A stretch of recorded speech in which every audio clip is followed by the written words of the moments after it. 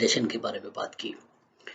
आज हम लोग देखेंगे कि कौन सी ऐसी प्रैक्टिसेस हैं जो अगर हम नहीं करते हैं तो उसके हमको क्या-क्या नुकसानात होते हैं, या कुछ प्रैक्टिसेस ऐसी हैं, कुछ बैड प्रैक्टिसेस ऐसी हैं जो हम करते हैं तो उसके हमको क्या नुकसान होते हैं। अब अक्सर हमने अभी आज भी रास्ते से गुजर रहे थे तो एक रेफ्रिजरेशन की शॉप पे हमने देखा कि एक साहब बैठे हुए कंप्रेसर से फ्लशिंग कर रहे थे। कौन सा कंप्रेसर? जो कंप्रेसर हमारा उस रेफ्रिजरेटर में चलने वाला है। तो अब अगर आप सेम कंप्रेसर का इस्तेमाल करेंगे फ्लशिंग में, तो पहले भी हम लोग बात कर चुके हैं। तो दोस्तों यूँ समझिए कि जाने-बूझे हम उस कंप्रेसर की जान ले रहे हैं।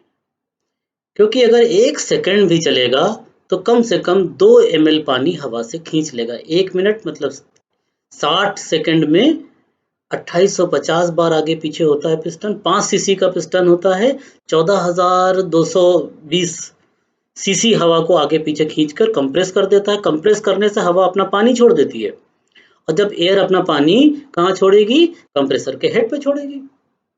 तो क्या होने वाला है? 1 मिनट अगर आपने फ्लशिंग कर ली तो करीब-करीब 1000 सीसी हवा में कम से कम 5 ml पानी, 3 ml पानी भी मान लें तो 15,000 सीसी में कितना हो गया? करीब-करीब 40-45 ml। और 2 ml काफ़ी है रेफ्रिजरेंट को चोक करने के लिए, कैपिलरी को चोक करने के लिए, रेफ्रिजरेंट का रास्ता रोकने के लिए। क्योंकि कैपिलरी का महीन सा मुँह है, 2 ml पानी भी वहाँ पे पहुँच गया तो जम जाएगा और रेफ्रिजरेंट का जो साफ-सुथरा रास्ता था वो रुक जाने वाला है और पूरी कूलिंग खत्म हो जाएगी। दोबारा से कूलिंग तभी होगी जब हमारा ये जमा हुआ पानी मेल्ट होगा। अब लोगों ने क्या किया कि फ्लशिंग तो ज़रूर करेंगे और उसी कंप्रेसर से करेंगे, जो कि 100% गलत है। तो ऐसा करेंगे कि अब हमारी गलतियों को, कमियों को दूर करने के लिए बहुत से लोग आ जाते हैं ना कि चलो ये गलती कर रहे हैं, इनकी गलती ना सुधारो बल्कि इनको कुछ ऐसा सॉल्यूशन दे दो जो टाइम बीइंग इनको लगे कि हाँ ठीक हो गया।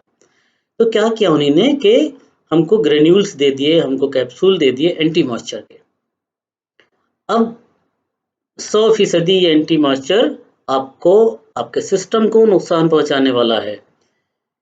ऑयल की विस्कोसिटी खत्म कर देगा क्योंकि किसी रिकॉग्नाइज्ड कंपनी का नहीं आता है, और आप अगर इसको इंसर्ट करेंगे अपने रेफ्रिजरेशन सिस्टम में सिर्फ इसलिए कि आपने फ्लशिंग की है, और फ्लशिंग में किया क्या है? गंदगी भरी ज़्यादा है, निकाली कम है।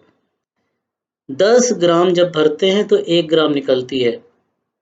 तो क्या होगा? सक्शन से खींच-खींच के कंप्रेसर अंदर भर रहा है और झूठ-मूठ हम लोग फ्लशिंग कर रहे हैं भाई साहब। जो थोड़ा बहुत आपके हाथ पे ऑयल आ जाता है या कालक आ जाती है, ये तो खाली सक्शन लाइन के मुँह ही पे था जो आपके हाथ पे आ गया है। तो ढेर सारा अंदर फ्रीज़र में भरा है, वो ऐसे नहीं निकलेगा। वो आपको नाइट्रोजन से ही फ्लश करना होगा। उसमें हम लोग एमडीसी डालते हैं, मिथाइल डाइक्लोराइड डालते हैं।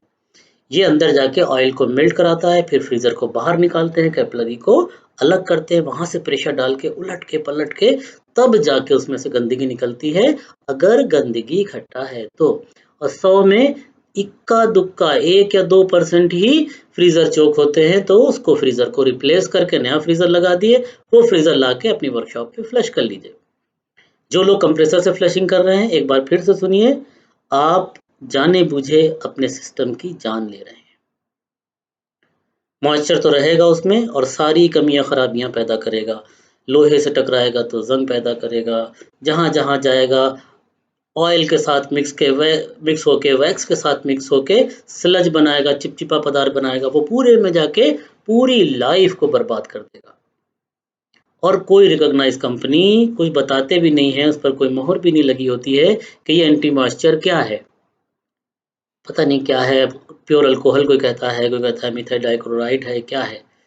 पानी के जमने के टेम्परेचर को थोड़ा बढ़ा देता है, जिसकी वजह से पानी जो हमने उसमें चार्ज किया है फ्लशिंग के नाम पे, वो पानी पूरे सिस्टम में घूमता रहता है, बस जम नहीं पाता है, इतना आपको राहत मिल जाती है। तो दोस्तों फ्लशिंग, अगर आपके पास फ्लशिंग का प्रॉपर सिस्टम नहीं मौजूद है, फ्लशिंग मत कीजिए। मैक्सिमम चांसेस में 95% कोई नुकसान नहीं होगा। आपके पास नाइट्रोजन मौजूद है, प्रॉपर सिस्टम मौजूद है, नाइट्रोजन पे भी सिलेंडर पे आपके भी डबल स्टेज का वाल्व लगा है तो ही इस्तेमाल करें, यही वो सिस्टम है जो आपको बढ़िया काम करके देगा। और यकीन मानिए कंडेंसर की तो लगे के लगे फ्लशिंग हो जाती है, लेकिन फ्रीजर को बाहर निकाल कर ही फ्लश किया जा सकता है, क्योंकि इतने उतार चढ़ाव होते हैं, इतने घुमाव होते हैं, वहां से आप भारी तेल को निकाल ही नहीं सकते। तो हम लोग एंटी मॉइस्चर का इस्तेमाल बिल्कुल नहीं करेंगे। ड्रायर की बात करें, ड्रायर हर बार जब आप रेफ्रिजरेंट चार्ज करते हैं आपको बदलना ही चाहिए। कैपिलरी के लिए ज़रूरी नहीं है, लेकिन ड्रायर आपको हर बार नया ड्रायर लगाना चाहिए, क्योंकि ड्रायर के अंदर जो डिसिकेंट होता है, सूखने वाला जो पदार्थ होता है, वो एक बार जब उसमें से रेफ्रिजरेंट गुजरता है, एक बार जब रेफ्रिजरेंट गुजरता है, तो वो सूखने वाला पदार्थ, अभी तो हम लोग सिलिका जेल की जगह पे एक्टिवेटेड एल्यूमिना इस्तेमाल कर रहे हैं, एल्युमिनियम सीव्स इस्तेमाल कर रहे हैं, जो कि सिलिका जेल की बनिस्बत ज़्यादा पानी खींचता है और ज़्यादा गर्म होने पर मेल्ट भी नहीं होता है और अपने से पानी को छोड़ता नहीं है। तो ड्रायर ज़रूर चेंज कीजिए। एंटी मॉइस्चर का इस्तेमाल बिल्कुल मत कीजिए। सिस्टम को गर्म करने की ज़रूरत बिल्कुल भी नहीं है। अगर आपने सिस्टम को गर्म कर दिया तो एक और ख़राबी पैदा कर दी। बंडी ट्यूब जो कहलाता है, मेटेलिक ट्यूब जो होता है, उसमें अंदर कॉपर की पॉलिश होती है। जब आप उसको ओवर हीट कर देते हैं पूरे को, तो वो कॉपर की पॉलिश निकल जाती है और जाके हमारे ड्रायर में फंसती है, उसकी जाली में जाके अटकती है और फिर चोकिंग की इवेंट्स होना शुरू हो जाती हैं।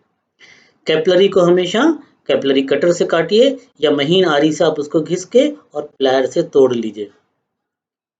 और देखिए ध्यान से कि कैपिलरी का मुंह कहीं से दबा ना हो। और क्या ध्यान रखने वाली चीज़ें हैं, कभी भी जिस कंप्रेसर को इस्तेमाल करना है, 1 सेकंड के लिए भी उसको हवा में खुले में मत चलाइए।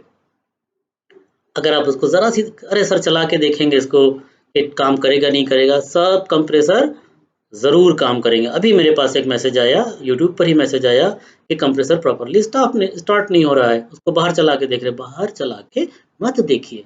जितनी देर में आप चलाएंगे उतनी देर में वो 1 चम्मच पानी खींच लेगा, 5 ml पानी खींच लेगा और 1-2 ml ही काफ़ी है चोकिंग के लिए। तो कंप्रेसर को आराम से वैक्यूम करके, अच्छे से वैक्यूम करके फिट कीजिए। लीकेज चेक करिए, लीकेज चेक करने के बाद वैक्यूम करके उसको रेफ्रिजरेंट चार्ज कीजिए। रेफ्रिजरेंट चार्ज करके कंप्रेसर जब 40-45 मिनट चल जाता है तो उसकी रीड सेट हो जाती है। रीड के ऊपर एक गैस्केट बन जाता है, जो वैक्स होता है वो जल के एक वाइट कलर का गैस्केट बना देता है। और कभी भी कंप्रेसर को 400, 500, 600 पाउंड पे मत चेक करिए। क्या होने वाला है, वो बना ही नहीं है इसलिए कि 500 पाउंड तक उसको हम चला सकें। जो रीड्स हैं उसमें एक फ्लेक्सिबिलिटी होती है, टेंसाइल उसकी एक स्ट्रेंथ होती है, और ये स्ट्रेंथ कितना, R134A चार्ज है तो कितना है हेड प्रेशर जाएगा, 140, 50, 60, 70। 12 नंबर चार्ज है तो वो भी इतना जाने वाला है। R600 चार्ज है तो फिर भी 80, 85, 90 पाउंड ही जाएगा प्रेशर। अगर ब्लेंड के ऊपर भी लोग काफ़ी सवाल पूछ रहे हैं, ये ब्लेंड क्या है, केयर 30 रेफ्रिजरेंट है। प्रोपेन और आइसोब्यूटेन को 50-50% आपस में मिक्स किया गया है, और जब रेफ्रिजरेंट मिक्स किए जाते हैं तो अब हम सिलेंडर को उल्टा करके ही चार्ज करें, क्योंकि रेफ्रिजरेंट लिक्विड की हालत में जाएगा तो मिक्सचर बराबर जाने वाला है। गैस की हालत में जाएगा तो जो रेफ्रिजरेंट उसमें चार्ज है, दो मान ली प्रोपेन और आइसोब्यूटेन है, प्रोपेन का प्रेशर ज़्यादा है, आइसोब्यूटेन का प्रेशर कम है, तो ज़्यादा प्रेशर वाली ज़्यादा निकल जाएगी, कम प्रेशर वाली कम निकलेगी। तो हमारे रेफ्रिजरेंट जब हमारे सिस्टम में जाएगा तो वहाँ पे जो 50-50 का बैलेंस है वो बिगड़ जाने वाला है। तो हम लोग क्या कोशिश करेंगे कि तौल के चार्ज कीजिए, लिक्विड की हालत में चार्ज कीजिए। जितने भी मिक्सचर हैं इनको लिक्विड की हालत में चार्ज कीजिए। तो दोस्तों एक बार हम लोग रिवाइज करते हैं, एंटी मॉइस्चर का इस्तेमाल नहीं करना है, फ्लशिंग नहीं करना है, बिल्कुल भी नहीं करना है, जब तक सही फ्लशिंग का सिस्टम मौजूद नहीं है। जब तक बढ़िया फ्लशिंग का सिस्टम नहीं मौजूद है, आपको फ्लशिंग नहीं करना है। कंप्रेसर से किसी और जुगाड़ से फ्लशिंग कीजिएगा, आपको नुकसान होने वाला है। मैं आपका दोस्त हूँ और दोस्तों वाली सलाह दे रहा हूँ। नंबर 3, जब कभी भी गैस चार्ज कीजिए, ड्रायर ज़रूर चेंज कीजिए। कैपिलरी को प्रॉपर कैपिलरी के कटर से ही कट कीजिए। कंप्रेसर को बाहर चला के मत देखिए, ज़रूरत नहीं है उसकी। जब गैस का लोड पे चलेगा तो खुद ही सेट हो जाएगा। कोई भी कंप्रेसर कंपनी से सेट होके नहीं आता है, क्योंकि वहाँ भी एहतियात करते हैं कि चलेगा, कंप्रेशन करेगा, ज़रा सी भी एयर मिलेगी तो उससे मॉइस्चर खींच लेगा। तो कहीं से भी कंप्रेसर सेट होके नहीं आता है। जब गैस के लोड पे 40-45 मिनट चलता है, खुद ही से सेट हो जाता है। तो छोटी-छोटी चीज़ों का अगर आप ख़्याल रखेंगे और गरम मत कीजिए, फ्रीज़र को गरम मत कीजिए कि वैक्यूम कर रहे हैं, गरम कर दें, कंडेंसर को गरम मत कीजिए कि वैक्यूम कर रहे हैं, गरम कर दें, ज़रूरत नहीं है। जब वैक्यूम होगा, तो जैसे ही 4572 माइक्रोन से नीचे वैक्यूम आएगा, पानी तो 0 डिग्री पर ही उबलने लगेगा। अब तो गरम इसीलिए कर रहे हैं ना, पानी उबल के बाहर आ जाए, ज़रूरत नहीं है। जैसे ही आप अच्छा वैक्यूम करेंगे, खुद ब खुद पानी उबलने लगेगा और उबल के बाहर आ जाने वाला है। तो दोस्तों बढ़िया से पैसा कमाइए, खूब कस्टमर को अपने खुश रखिए, खूब मीठी ज़बान में बात करिए। हमें बहुत खुशी होगी अगर आपका बिज़नेस बढ़ेगा, हमें बहुत खुशी होगी अगर आपको प्रॉफ़िट आएगा। आप बेहतरीन सी गाड़ी चलाएँ, बेहतरीन से घर में रहें, आप खूब ऐश करें। आपने ये काम इसलिए थोड़ी शुरू किया कि एक झोला लेके कुंजी खटखटाना सारी ज़िंदगी। खूब तरक्की कीजिए, खूब बढ़िया काम कीजिए, पैसा कमाइए। थैंक यू वेरी मच दोस्तों।